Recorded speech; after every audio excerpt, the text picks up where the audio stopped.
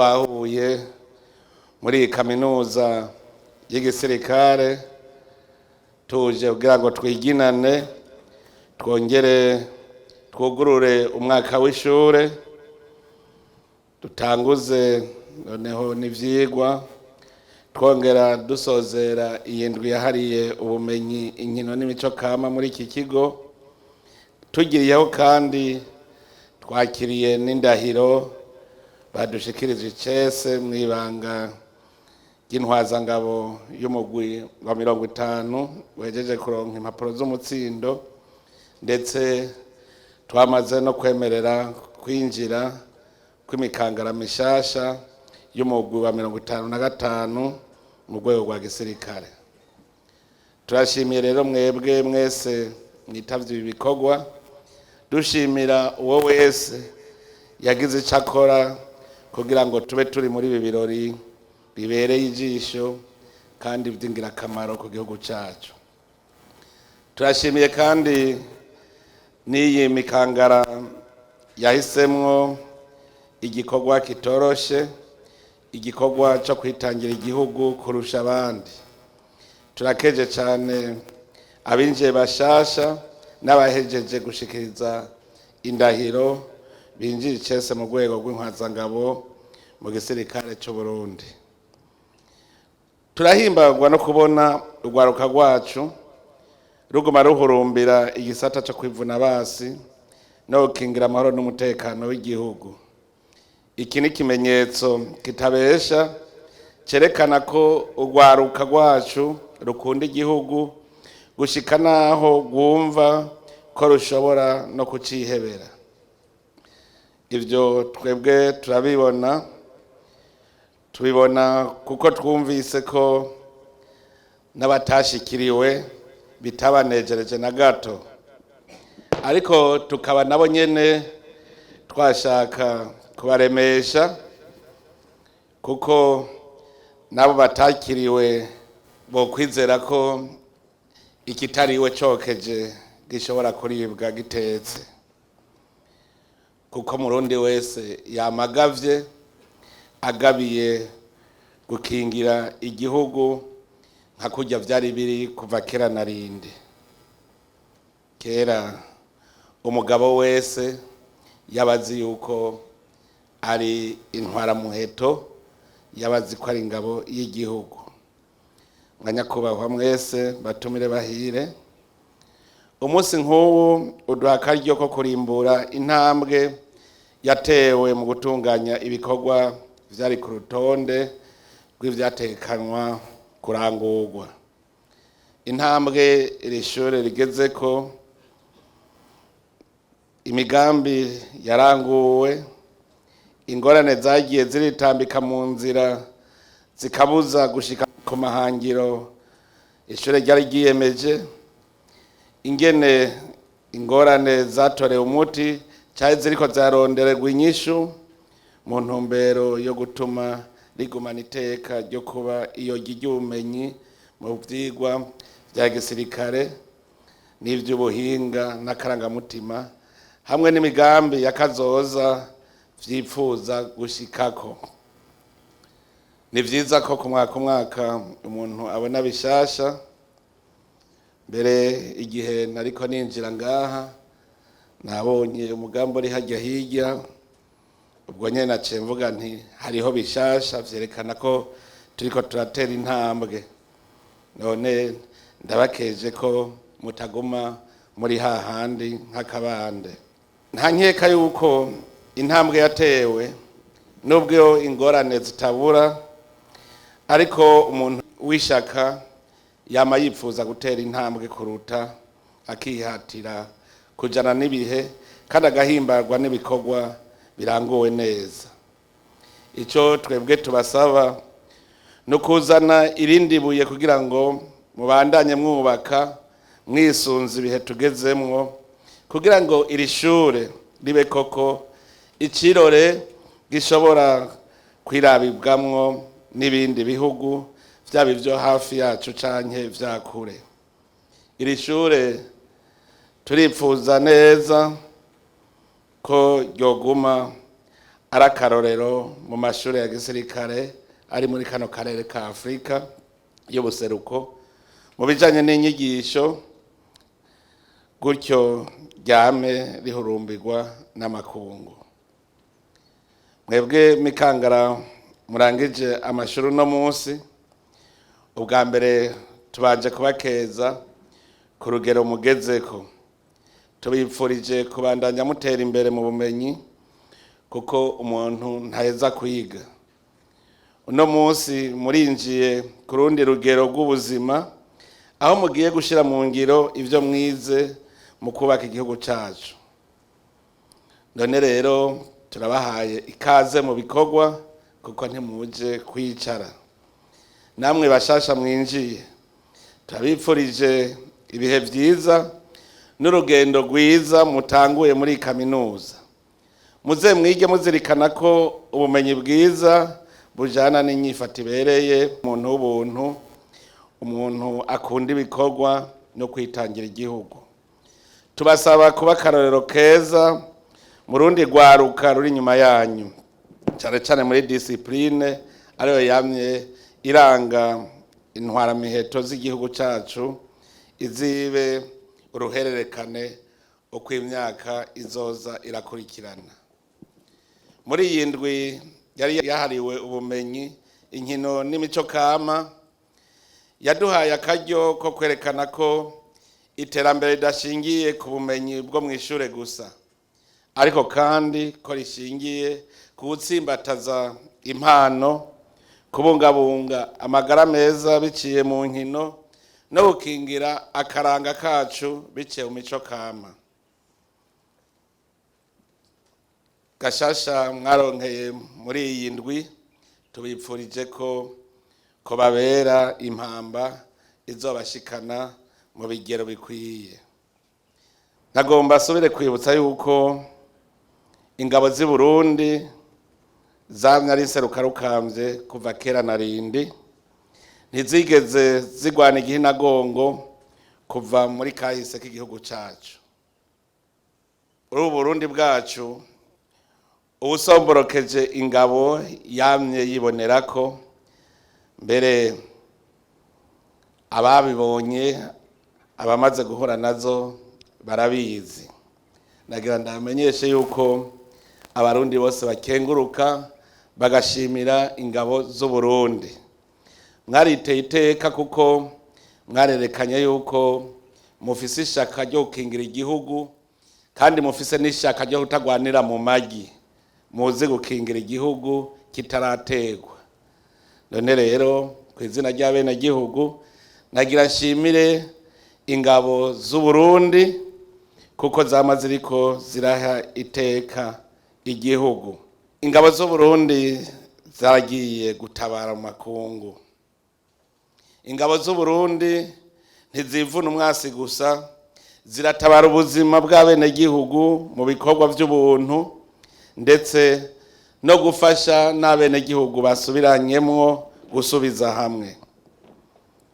Ingabo z'u Burundi ivyo zikora sakubu gusa, nivyo zose kuva kera na rindi.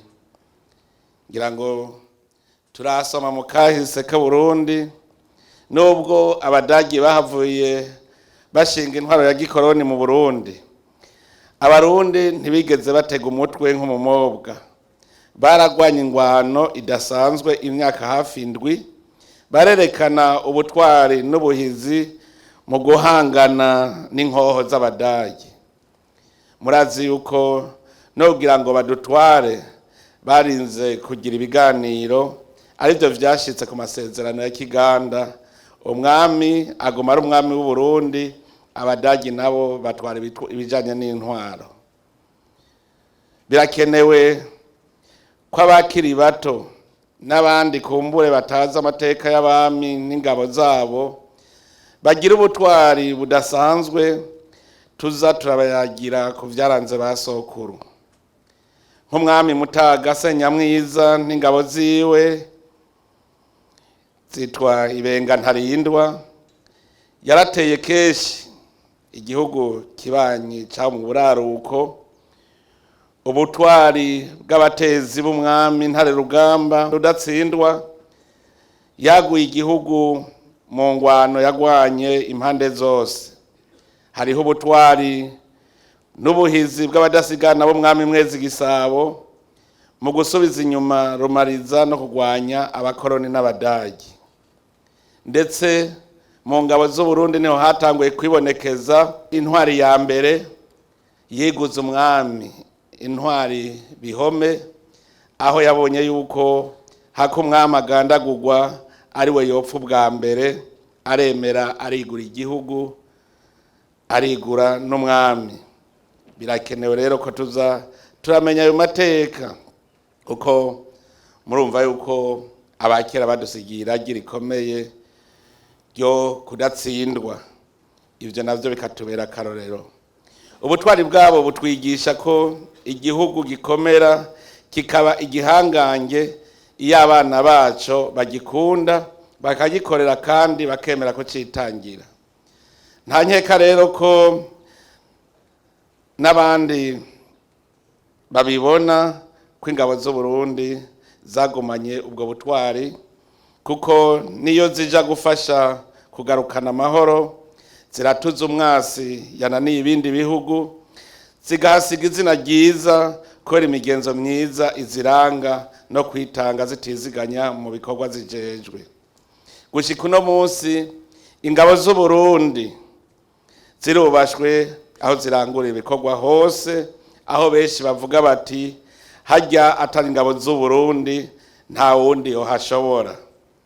Muribuka ko mu minsi iheze igikorwa cacu muri Somalia cari caheze, ariko kubera ubutwari batuzi ko vyabaye ngombwa ko amakungu adusaba ko twobandanya dufasha muri ico gikorwa gisaba ubutwari no kwitanga bidasanzwe. Eka no mu bindi bihugu ingabo zacu zagiye gufashamwo nka Central Africa canke aho hakurya Kongo bari kugura ingabo zacu. Ingabo zacu rero abazibonye barazizi. Nico gituma imikangara mwese muri ngaha ubu nakanya ko kubibutsa ko muza ku bushake bwanyu, muza muje kuba intwari z'igihugu. Urinze uza rero muri kaminuza kugira ngo witegurire kuba intwazangabo, bisaba kwitegurira iryo banga ku mutima ubwa mbere no mu kwerekana ubukerebutsi n'ubwira mu bikorwa, kugira ngo bizofashe kurongora abandi no gufata ingingo igihe kigeze, kuko intwazangabo bama bayifata gufata ingingo, ico twita decision rapide. Nico gituma intwazangabo yama yarikanuye iminsi yose ikabizi ibishobora gushika n'ingene ashobora kuvyifatamwo. Mu vyirwa muroswa birabungura ubumenyi butandukanye, mukaronkera ingeso nziza, urukundo hagati y'abasangiye urugendo, umutima wo gukunda igihugu n'ibindi. Ivyo nivyo bizobafasha gushikana ikivi mwiyemeje. Icivugo ciza cuno mwaka mwahisemwo kivuga kiti iskam, ihangiro ryo kuramura intwazangabo mu ntwaramiheto zifise ubushobozi n'ubumenyi vyo gukingira igihugu. Iki civugo ku bwanje numva cikwije, kuko intwazangabo nizo zifata iya mbere mu kugwanira igihugu, kanatsinda n'abakurambere barayamaze bati ingabo zitagira umutware bazita impehesa. Kwiga muri kaminuza no kwimenyereza kuba nk'intare, ikimenyetso twasigiwe n'umwami wa mbere w'u Burundi, kuba intare. Intare y'ingabo ntija guhiga, ikingira akarere n'umuryango. Nico gituma kuza ngaha utabuje kurondera ikizogutunga mu buzima, ubuje kwimenyereza kwihebera abandi, ugatanga ikizimvye kuri wewe ari bwo buzima. Aha rero ntimwaje kuba bacangero. Bacangera ikibaranga no kugira yegere ngo ahembwe menshi. Intambwe ni serugo. igira amahoro ibonye abana bose batekanye. Niyo nyina w'abana avuye guhiga, intare iguma icungera ko atafyisi zihunahuna ngo zegere aho abana bariko barafungurira. Nico gituma ingabo z'igihugu zikingira n'itunga ry'igihugu ngo ntihagire uwuva hanze aza kurisahura. Intare ntigira amahamne n'udukoko duto duto, ahubwo ibona ko ari yifisi nyinshi y'ibibazo byose by'ibikoko byo mu ishamba. Nico gituma idahugumbwa. Intare si umwami wo mu ishamba kubera ubunini ifise.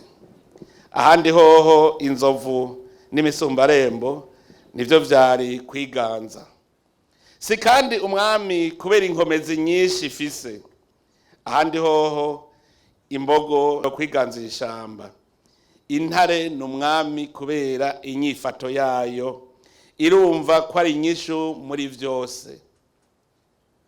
Mubitegere neza, intare ntiri umwami w'ishamba kubera ubunini canke kubera ubukomezi, ni kubera inyifato yayo. Intare kandi ntirya icitihigiye kandi ntirya ivyaraye. Nico gituma yama inonokewe kuko irironderera bishasha. Mwebwe rero intwazangabo z'u Burundi n'abakuru b'intare, ni mwebwe muri ba serugo. Inyifato yanyu niyo ibaha icubahiro. Ntimuze buvuge rero ngo nuko ngo mufise ngo agahugu gatoyi ngo muce mwibaza yuko mudakomeye. Igikomeye ni inyifato. Aha rero mwaje kwimenyereza kuba intare ngabo, kuko kuba intare abarundi nivyo bose mwibere. Abakenyezi muriko muratera iteka igihugu mu kuba ingabo z'igihugu, bakabona yuko mu Burundi atanumwe asigaye inyuma. Kugira rero mushike kuri iryo hangiro, mutegerezwa kuba mwararonkejwe inyigisho zihagije kugira muzobe mushobore namwe kwigisha abo muzoba murongoye. Ingorane mufise muri kaminuza twazumvise kandi twazifashe nka nkama. Mubimenye yuko atangorana atagikorwa. Ubonye ingorane mudujejwe uburosa aho uhera mu gukora. Umugabo atazi guhangana n'ingorane nta mugabo barimwo, kandi ngo umugabo n'uburinda akaje. Numvirije ibibazo mwahuye navyo muri uwo mwaka, kandi no mu gihanganye numvise ari bikeyi cyane. Nibaza yuko muzohava mugira ibikorwa bike. Rondera izindi ngorane, mugume musuzuma muzibone kugira ibikorwa bibe vyinshi. Murabizi mu gisoda iyo mwumvise umwasi muca muvuga ngo ikiraka kirabonetse. Tubonye rero ibibazo ikiraka kiba kibonetse, tugume rero turondera cyane cyane ahari ibibazo kugira tubitorere umuti abene gihugu banezerwe. Nivyo murakene agacumu k'ubumwe, kuko na za ntare nababwira kugira zishobore zikorera hamwe. Muze murabe intare zigendera mu mugwi, zigakorera hamwe, zikarinda igihugu. Murumva yuko namwebwe mukeneye agacumu k'ubumwe karaba cyane cyane n'abandi barundi. Ku ruhande rw'inzego z'igihugu natewe iteka ryo kurongora. Ntaco izo nzego zitazokora ngo igisirikare cyose harimwo n'iyi kaminuza y'intwazangabo mu ntwaramiheto iskamu kugira ngo cyame gitera imbere. Turafise kumuzirikanye yuko ibi bihe tugezemwo igisirikare kigera mu bihe nyene tugezemwo. Kera ni haba twakoresha umuheto tukaduga kuraka, ubu mu bihe tugezemwo harageze ko tugira igisoda kigezweho nyene. Nico gituma mu myitwarariko ndetse dukoranye namwe bw'intwazangabo, dukoranye n'abasirikare bose, twafashe ingingo yuko dukorera hamwe turondere uburyo, kuko twasanze mu Burundi buhari. Ejo rero aho bukera ndabashira ku kivi twarabonye itunga ry'Uburundi aho riri, twarabonye yuko ahanini rishingiye ku itunga kama Imana yaduhaye.